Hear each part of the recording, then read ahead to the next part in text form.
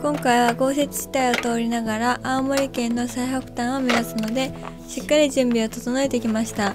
まずは念のために買っておいたタイヤチェーンがちゃんと使えるか試してみます。ジムニーで使っていたチェーンと同じメーカーのものなので、取り付けはスムーズにできましたよ。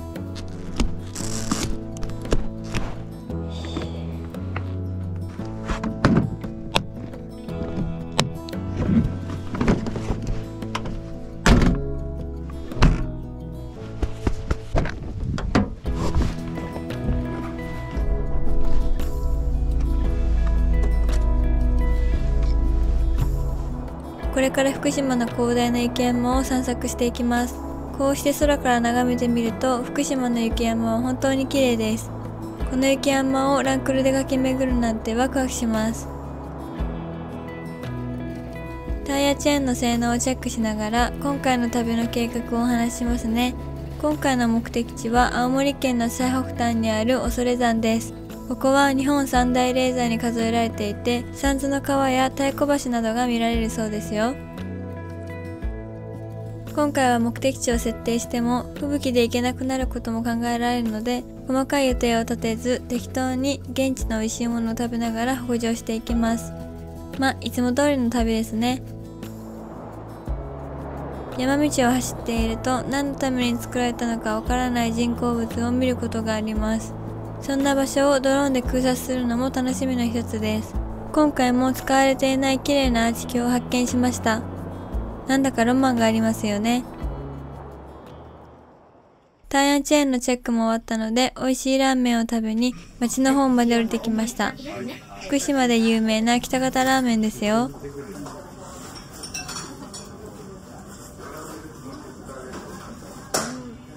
さっぱりしていてとても美味しかったです。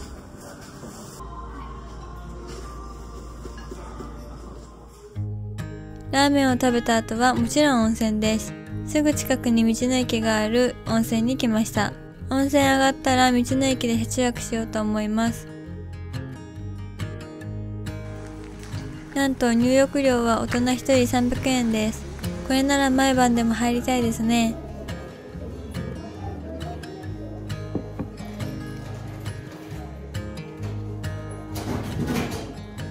道の駅北の里に来ました。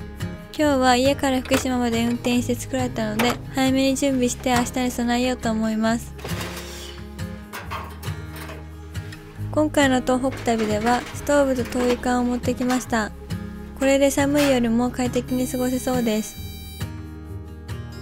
一酸化炭素チェッカーは日本製のセンサーがついているコアランです。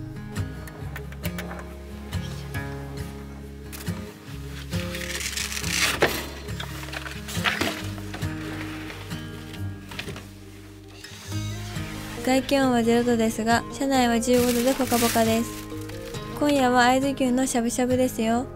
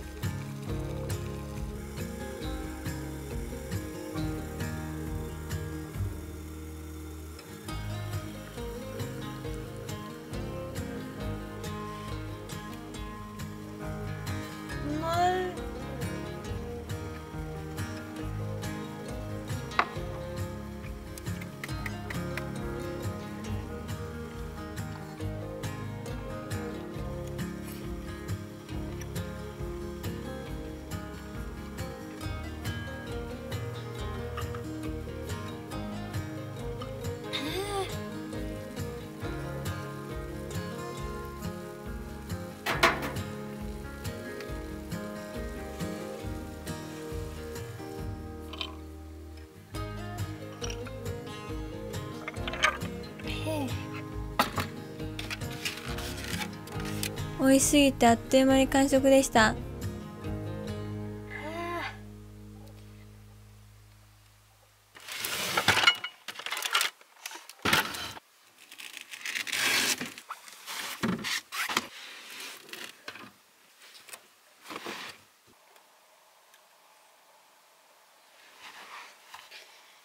寝る準備をしてびっくりしたんですけど、なんとまだ6時でした。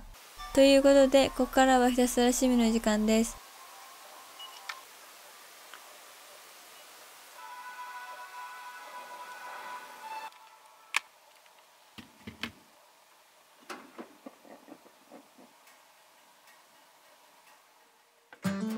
起きたら早速出発の準備です。今日は山を越えて山形県に向かいます。ストーブを車に積む際ですが、強力なネオジウム磁石とタイラップを使って固定しています。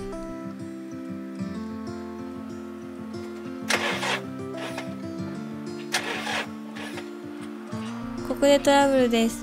ランクルのバッテリーが上がってしまいました。セキュリティをたくさんつけている関係で、寒い場所だとすぐにバッテリーが上がってしまいます。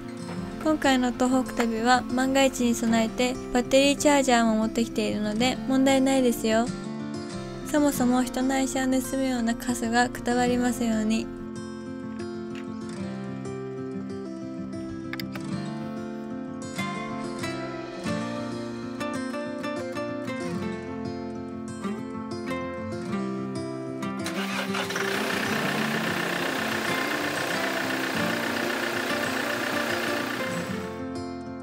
これから山形県に向かいます。山形に向かうまでには山を越えなければなりません。危険な雪道なので慎重に運転します。山を越えて市街地に出ました。路面状況は最悪でカチコチに凍った氷でボコボコしていました。50キロ道路ですがみんな徐行しています。なんだかんだで楽しいんですけどね。うわー、怖い怖い。この町では車高の低い車には人権がないようですね。雪道を走っていると太陽光が眩しくてしんどかったので、ちょうど近くにあったイオンでサングラスを買うことにしました。似合ってますか？これで晴れた雪道でも快適ですね。せっかく山形に来たので蔵王に寄ることにしました。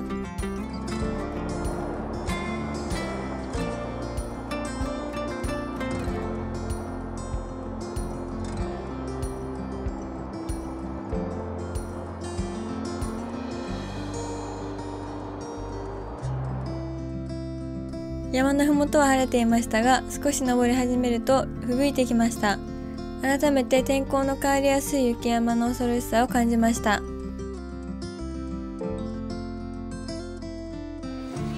蔵王山麓駅に着きました。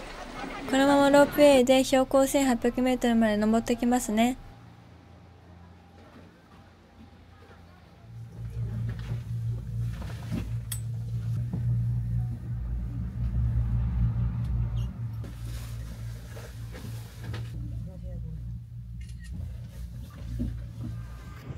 山頂の駅に着きましたが、視界が悪くスノーモンスターが見れるか心配です。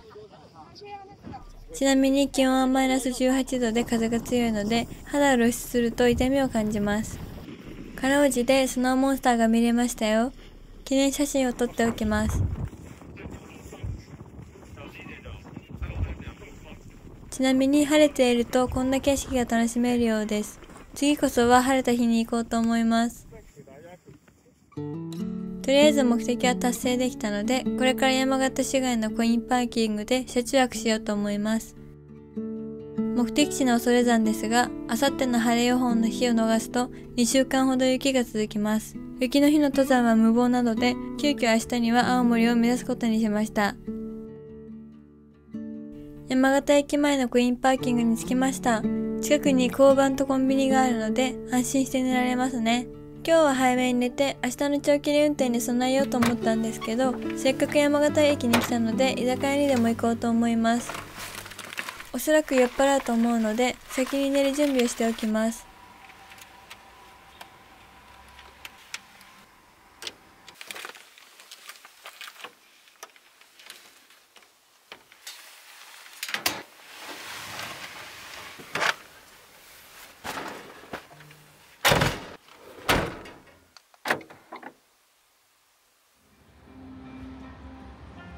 駅前ということもあってお店がたくさんあります。ワクワクしますね。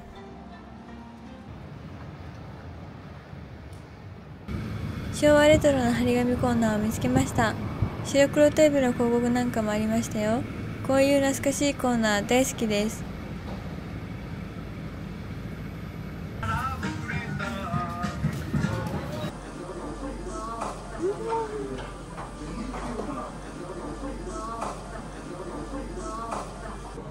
芋と揚げ物ばっかり食べてますね。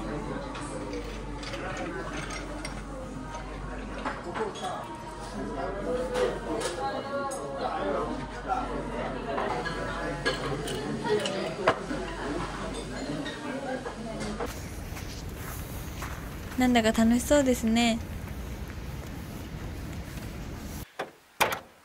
予想通り少し酔っ払ったのですぐ寝れる準備をしておいてよかったです。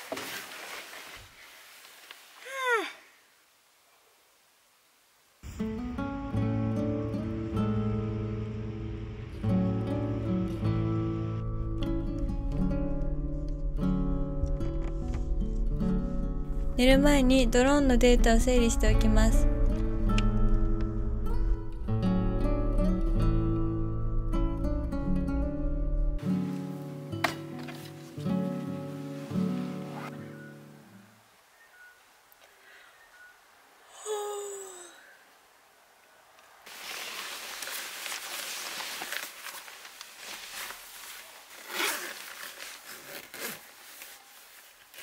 たまには街の音を聞きながら寝るのもいいですね。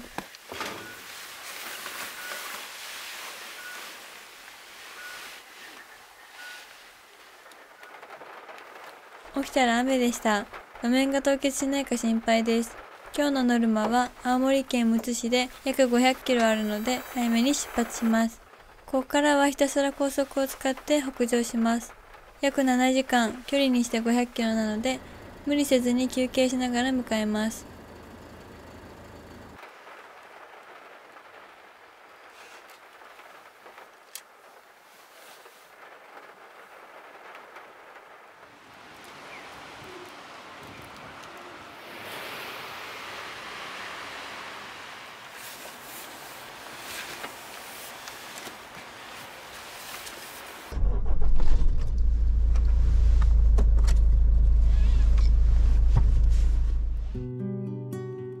山形県から秋田県に抜ける山岳地帯は天気が安定しません。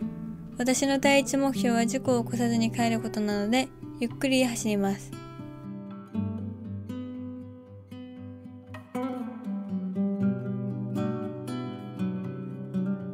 さすがに疲れを感じて顔面が死んでいますね。そろそろパーキングで休憩します。市はサービスエリアに寄ってみました。まずは腹ごしらえをしていきますよ。いただきます。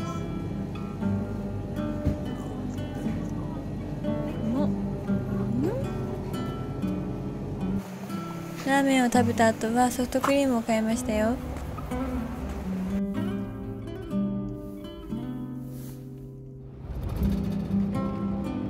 むつ市まで残り250キロ、気合で突破しますよ。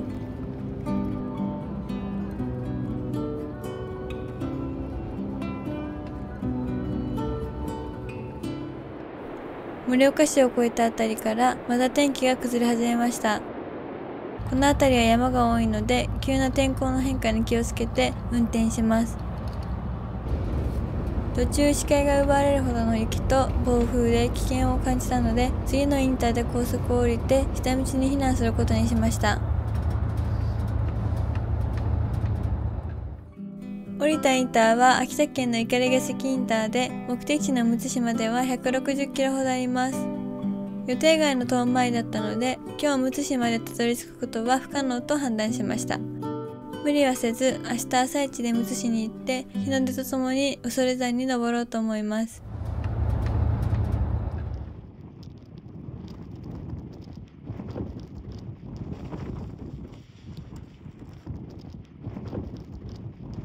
とりあえず今日はここで休んで夜明けに恐山に到着するように出発します。雪中キャンプはワクワクしますね。そういえば背面タイヤにスコップをつけたんですよ。今回の東北旅でスタックした時に使おうかなと思っていたんですけど、今のところ出番はなさそうです。今回は整地するのに使います。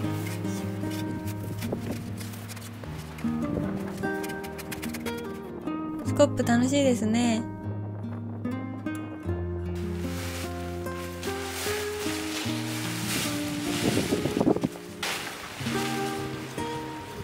テントを張ろうと思ったんですけど、まさかの強風でポールが折れたので仕方なく車中泊に変更です。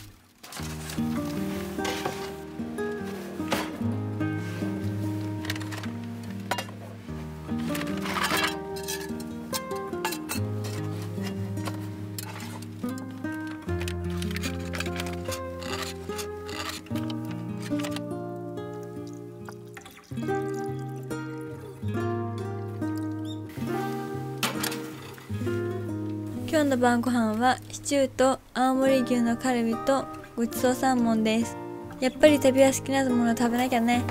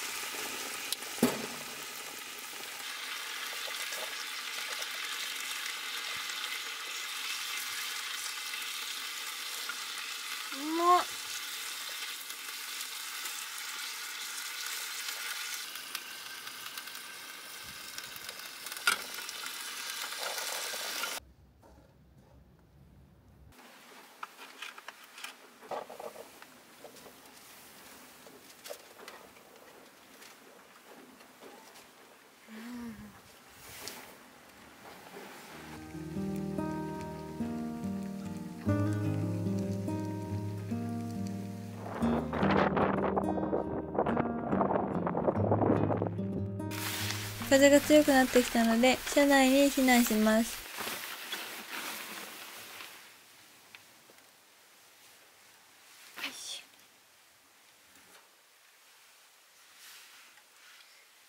おいしそう。うまい。これから仮眠をとって朝5時に出発します。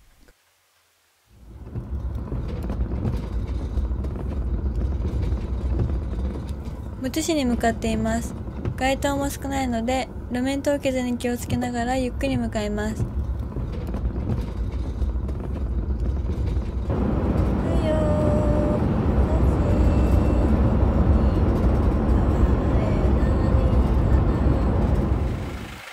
雪道を走って思ったのが、ヘッドライトが LED だと雪が溶けてくれないので掃除が面倒でした。何か対策があればいいんですけどね。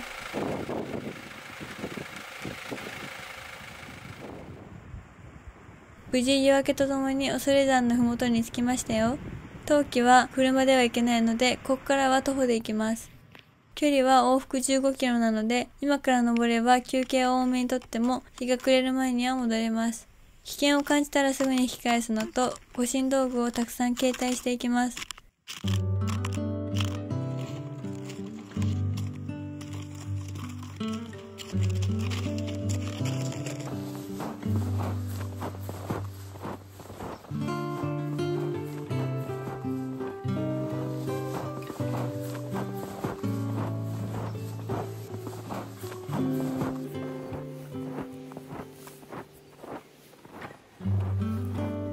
無理せずところどころ休憩します。雪山でしか味わえない自分一人の世界は最高です。中間地点の恐山レースに到着しました。不老水と言われているそうですが、飲むのはやめておきます。残り3キロの地点からは除雪がされていませんでした。ここからが地獄です。Amazon で3800円だったスノーシューはあまり効果がなかったので、一旦置いて帰りに回収します。標識が埋まるような積雪でした。歩くのにも一苦労です。しんどい。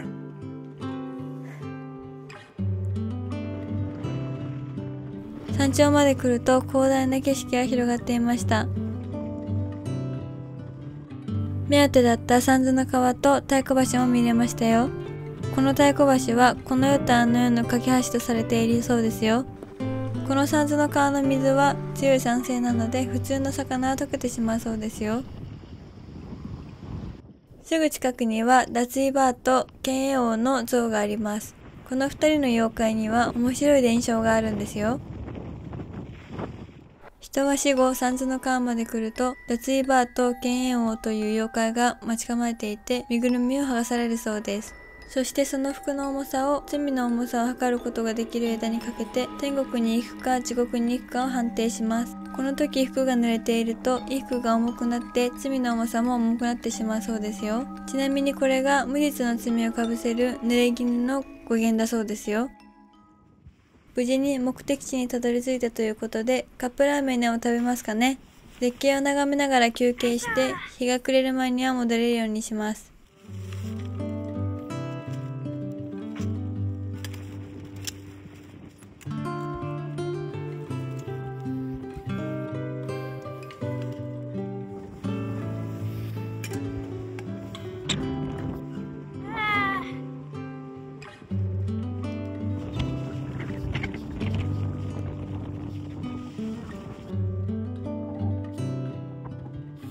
やっぱり登山後のカップ麺は最高ですね。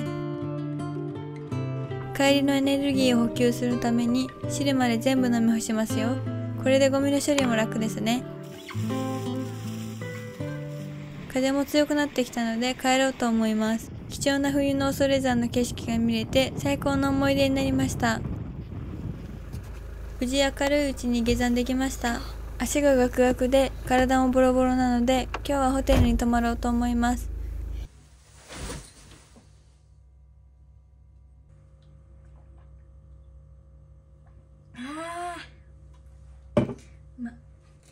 目的の恐山は達成しましたが、せっかく青森に来たので本州最北端にも行っておこうと思います。今日は早く寝て明日最北端に向かいますね。青森の海鮮は最高でしたよ。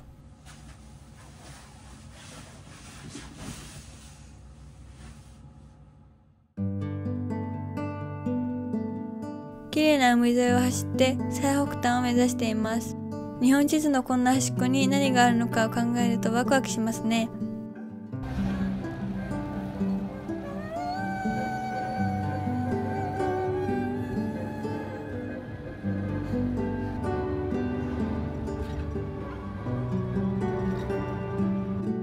最北端の地がある大間町に着きました。天気が悪いのが残念ですが、記念写真撮っておきますね。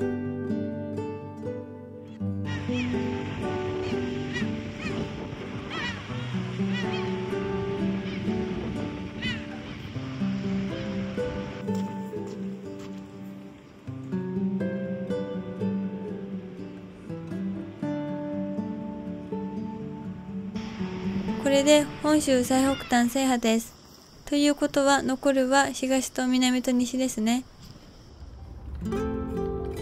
帰りは個人的に寄っておきたかった東日本大震災の原発事故の資料館によって原発のすぐ近くにあり津波の被害が大きかった双葉町にも行ってきました。もともと動画にする予定ではなかったのですが、双葉町の現状、そして復興に向かう町の取り組みや活動の様子を皆さんに共有したくなったので今動画を作っています。よかったらまた見てもらえると嬉しいです。今回も最後までご視聴ありがとうございました。じゃあまたねー。